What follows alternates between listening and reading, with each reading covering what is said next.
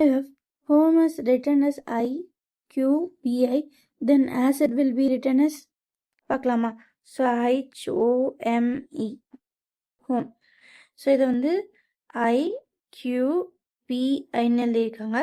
So இங்கே வந்து ஒரு லெட்டருக்கு ஒரு லெட்டர் அப்படின்னு எழுதலை. ஏன்னா இங்கே ஹச்சுக்கும் ஐ தான் வருது, ஈக்கும் ஐ தான் வருது. அப்போ வேறு ஏதோ ஃபார்மேட் வருது. ஹச்சுக்கு இமீடியட்டாக அடுத்த லெட்டரே ஐ. அதே மாதிரி எழுதலாமா? ஆசிட்க்கு அடுத்த லெட்டரே பி.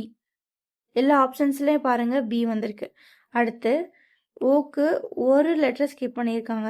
ஓ பிக்யூ பியை ஸ்கிப் பண்ணியிருக்காங்க. அப்போ இங்கே சி டியை ஸ்கிப் பண்ணிடணும், இ வரணும் ஆன்சர்.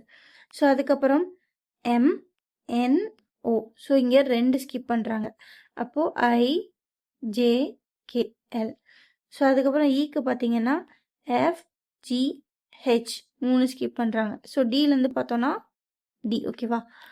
EFG அப்போது ஹச் பண்ணும். ஸோ இங்கே என்ன ஃபார்மேட் யூஸ் பண்ணுறாங்கன்னா, ஃபஸ்ட்டு 0 லெட்டர் ஸ்கிப் பண்ணுறாங்க, அடுத்து 1 லெட்டர், 2 லெட்டர், 3 லெட்டர். ஸோ இங்கே இதுதான் ஃபார்மேட். அப்படி பார்த்தா BELH. ஸோ ஆப்ஷன் சி தான் ஆன்சர்.